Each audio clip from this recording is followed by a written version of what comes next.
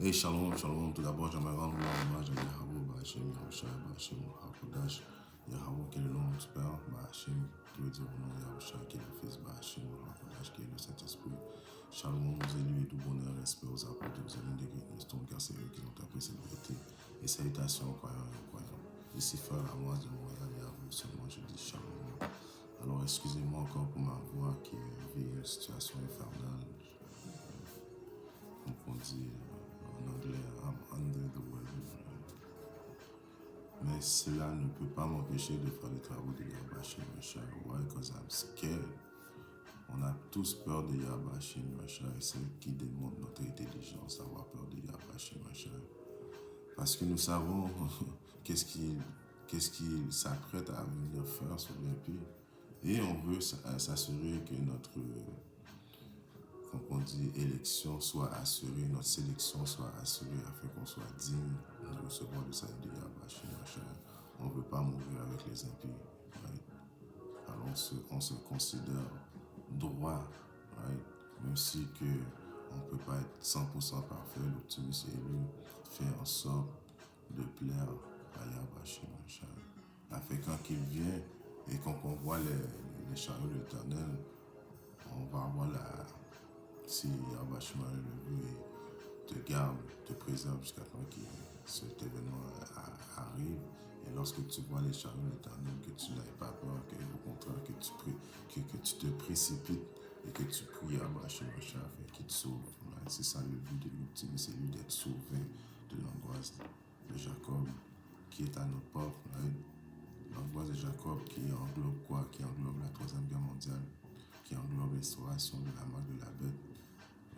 On en parle souvent à Goodnestone, la marque de la bête qui est la puce électronique que ce diable s'apprête à instaurer dans la peau de tout le monde afin d'avoir le contrôle, afin de garder le monde, et principalement les Israélites, dans un esclavage ultime, de conserver ton esprit avec la chair, car on sait que Yahweh Mashiach vient nous délivrer de cette chair, pour nous donner le nouveau corps. Lui, il s'offre et veut faire le contraire, garder le monde esclave de cette chair, afin qu'il puisse avoir domination sur toi. C'est des gros projets que Israël le diable a, et c'est des projets qui vont aboutir à rien, car les seuls qui vont prendre cette puce vont être ceux que Yahweh Mashiach a rejetés, car nous savons que les optimistes jusqu'à la fin vont rester fidèles et loyaux envers Yahweh Mashiach et ne prendront pas leur putain de puce de Israël. Alors vous voyez, ça c'est toutes les prophéties que nous, les soi-disant optimistes élus de Great Mission, commençant par les apôtres et les ennemis, font depuis 30 ans. Et quand même, il y a des soi-disant autres religions qui déclarent que c'est eux qui ont la vérité. Alors je ne vois pas Ishmaël faire aucune prophétie. Right? Quand on prophétise dans les rues, on voit la seule chose que moi j'ai vu que Ishmaël a pu faire, c'est de garder sa femme in check. Right? Bravo Ismaël, tu as domination sur ta femme. Mais à part de ça, il n'y a rien d'autre que Ismaël qui est plaisant à Yahweh Shemashai. Pourquoi? Parce que Ismaël fait partie des peuples païens. Ismaël ne fait pas partie des enfants d'Israël. Mohamed est un faux prophète. Et la religion de l'islam, c'est une fausse religion. C'est pour ça que dernièrement, Yahweh Shemashai a envoyé des coquerelles, right, au Mecca, où ce qui prie leur roche. Right. Et je parle de Ishmaël, je parle de Moab, je parle de Ilam, je parle de toutes les autres nations qui ont participé à l'oppression de la nation d'Israël. On parle tout le temps de Issa qui est le diable sur terre, qui est lui que Yahweh Shemashai va mettre le plus son courroux. Mais toutes les autres nations ont participé aussi. C'est pour ça que j'aimerais commencer à Apocalypse 13 et 9. Si quelqu'un a une oreille qui entend, alors si quelqu'un a une oreille qui entend, celui qui mène en captivité, celui qui a mené en captivité la nation d'Israël, principalement c'est qui sur le rouge, l'homme blanc, le diable, a amené la nation d'Israël en captivité, a participé à faire les bateaux, les soi-disant petits chapeaux, les investisseurs des bateaux négriers, on sait tout. Mais il a les autres nations, parce que si on lit dans les psaumes 83, ça commence par nos ennemis principaux, commence par le tabernacle des dons, qu'il est vrai. Mais il est suivi par les Ishmaélites, il est suivi par les Moabites, il est suivi par toutes les autres nations. Ils ont tous participé. right? À essayer de nous confondre, à essayer de nous endormir, afin qu'on ne sachions pas qui nous étions. Car les autres, ils sont au courant, ils le savent. Depuis qu'on repentit, on revient vers Yahweh Shemashah, et Yahweh Shemashah nous laisse pas tomber, Yahweh Shemashah va toujours nous délivrer. Right? Alors les autres, ils avaient en idée qu'on n'aurait jamais eu le souffle, right, pour de nous mettre sur nos pieds, mais Yahweh Shemashah nous a fait grâce. Et en cette période présentement, qui est la période de la fin, tous les prophètes de Yahweh Shemashah sont debout, ils forment une grande armée afin d'exposer le diable et qu'ils sont l'homme rouge, l'homme blanc et toutes les nations qui nous ont oppressés. C'est un miracle que Yahweh Shemashah nous a fait présentement devant tout le monde, et le monde qu'il est en train de relever ses prophètes, afin que les prophètes prophétisent. Comme dans tous les royaumes avant que Yahweh Shemashah vienne à la destruction de tous les royaumes auparavant, il faisait en sorte que les prophètes se relevaient afin de prophétiser, afin d'exposer, afin de dire qu'est-ce qu'il s'apprête à faire. Ouais. Voici la patience et la foi des saints. Alors c'est ça la patience et la foi des saints. Saint, c'est quoi encore une fois? Le mot saint a été tellement mal utilisé par les soi-disant dits chrétiens catholiques. Et eux, ils prenaient n'importe qui et le mettaient saint. Moi, j'habite au Canada, il y a un frère qui s'appelle Frère André. Ils l'ont fait devenir un saint. Ouais. Ils ont même fait des femmes devenir des saints. Alors, on sait qu'il n'y a aucun soi-disant dit prophètes qui sont des femmes. Peu importe. Après à Psaume 148 et 14, il exalte aussi la corne de son peuple, la louange de tous ses saints. Alors, Yahweh Shemashah rend louange à ses saints. C'est qui ces saints? C'est-à-dire des enfants d'Israël, un peuple proche de lui. Louez le Seigneur Yahweh Shemashah. Les saints, c'est un peuple proche de Yahweh Shemashah. Ce sont les optimistes élus. Right? Les saints sont des hommes. Right? À 4 Esdras 4 et 6 et 9, Issa est la fin de ce siècle. Alors, Issa est la fin de ce siècle. C'est dans cette génération qu'on va voir Yahweh Shemashah transpercer le ciel et nous délivrer de l'emprise de ce diable qui est Issa. On est rendu à la fin de la domination d'Issa. Right? C'est pour ça qu'on dit que c'est la fin du monde, pas du monde au complet, le monde de Issa. Right? Il y a le monde qui veut dire cosmos. Right? Il y a le monde du basketball, le monde du soccer, le monde du baseball. Là, c'est le monde de Issa. Right? Et pas le monde, la fin du monde de Jacob. Et de l'origine du suivant. Et de ce siècle-ci, et Jacob est l'origine du monde suivant. Alors on voit qu'il va avoir la fin d'un monde, et le monde de Jacob, et la suite du prochain monde. C'est quoi le monde de Jacob? Ça va être l'instauration du royaume de Yahweh Shemashah, et c'est un royaume qui va persister jusqu'à la fin. Jusqu'à toujours. À jamais, il n'y aura pas de fin au royaume de Jacob, qui est le royaume de Yahweh. Right? Donc, il faut que le royaume de Issa soit détruit afin de restaurer le royaume de Yahweh Shemashah.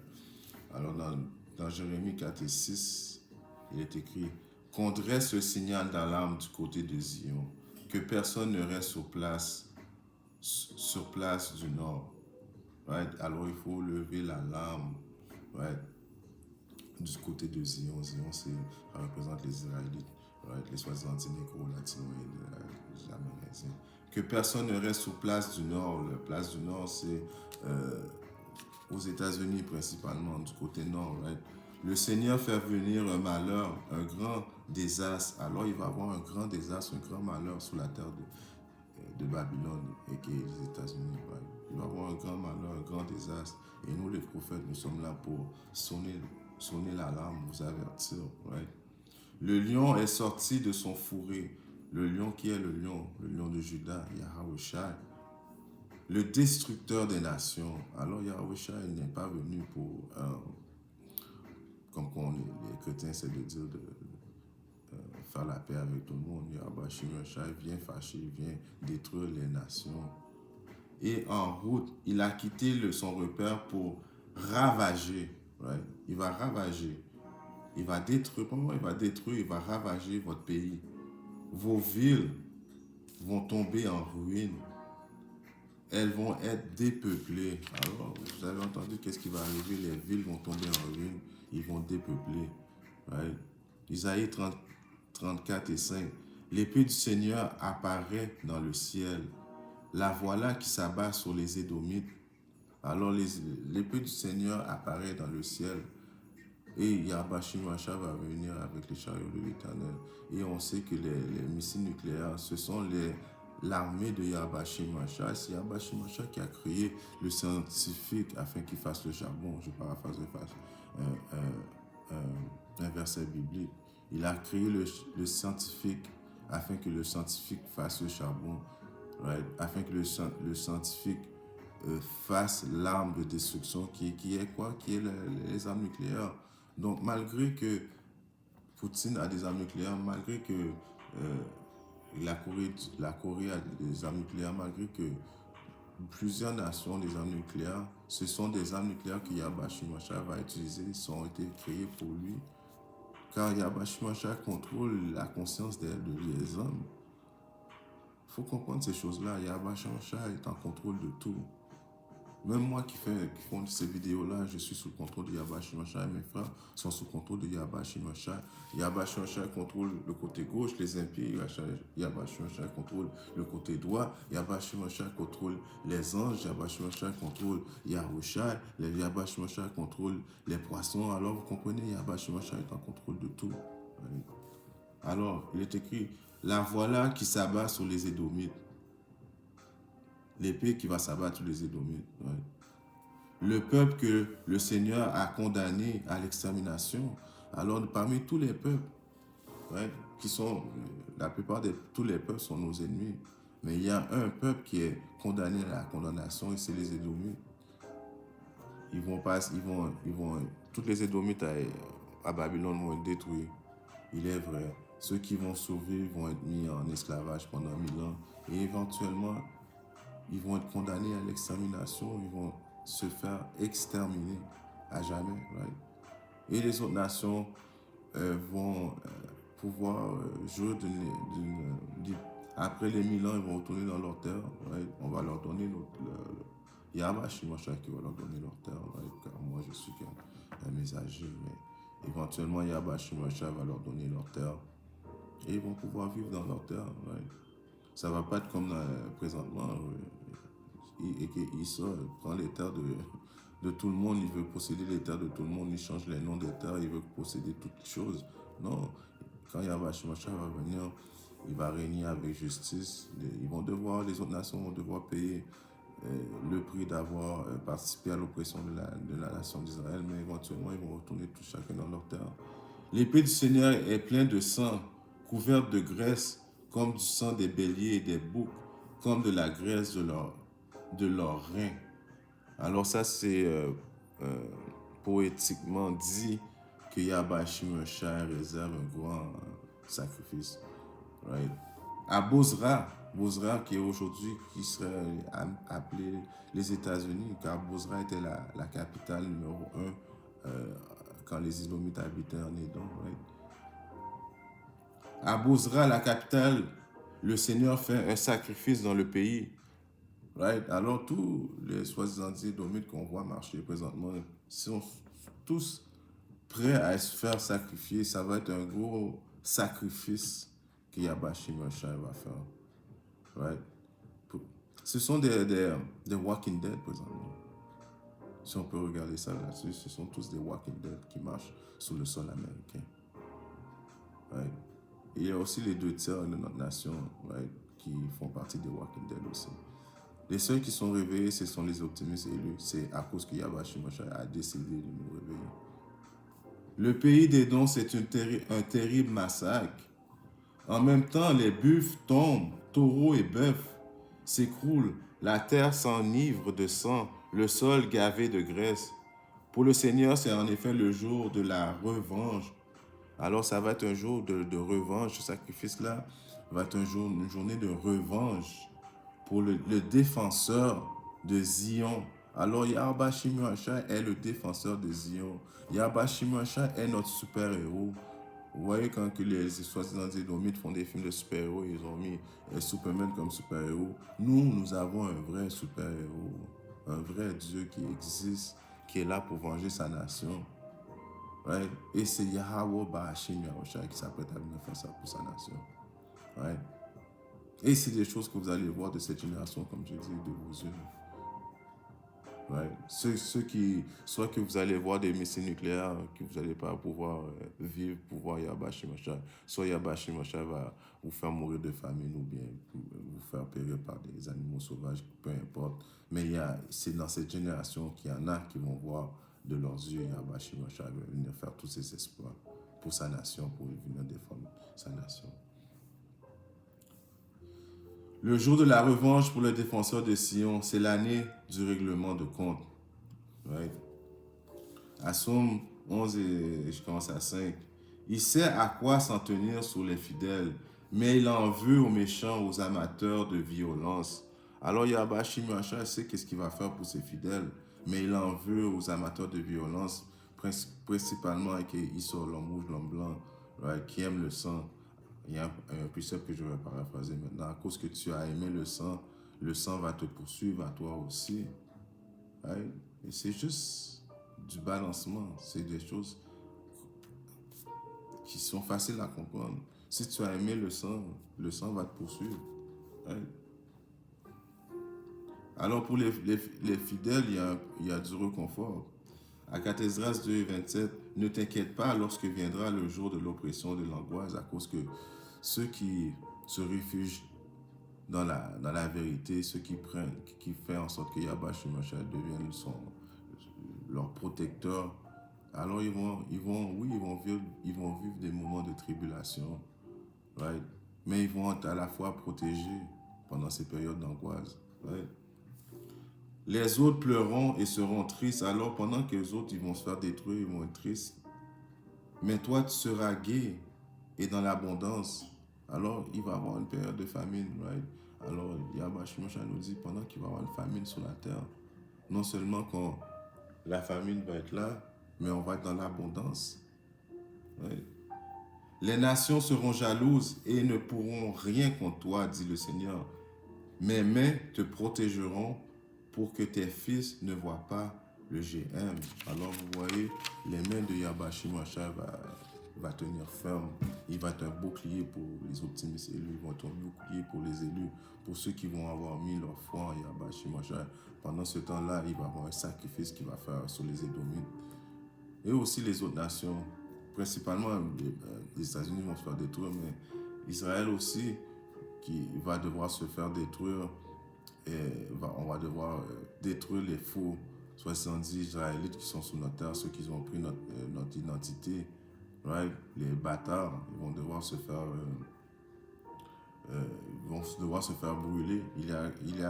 Il y a des places sur la terre aussi que Yahweh Shimashai a mis la destruction, mais on parle principalement toujours de Babylone à cause que c'est là que les 12 tribus d'Israël sont tous réunis. Et c'est là que Yahweh Shimashai a décidé de faire l'acte de sacrifice de ses païens. Va être sur la terre des Babyloniens. À Psaume 11 et 6, qu'il fasse tomber sur les méchants une pluie de catastrophes. Alors il y a une pluie de catastrophes qui va venir s'attarder sur les méchants, principalement les Édomites et les autres nations. Souffle enflammé, vent de tempête fondant sur eux, voilà le sort qui les attend. Alors souffle enflammé, missile nucléaire, feu, laser de feu qui sort des chariots de l'Éternel, right? Missile nucléaire, right? C'est ça qui attend les méchants. À Proverbes 14 et 11, la maison des méchants est destinée à la ruine. Alors la maison des méchants est destinée à la ruine. Celle des hommes droits à la prospérité. Alors Issor est la fin de ce siècle et Jacob est le début du siècle précédent. En espérant que cette leçon a édifié un frère et sœur à qui parlons le monde, si Yahweh Shimashai le veut, je viens de retenir notre leçon. Shalom.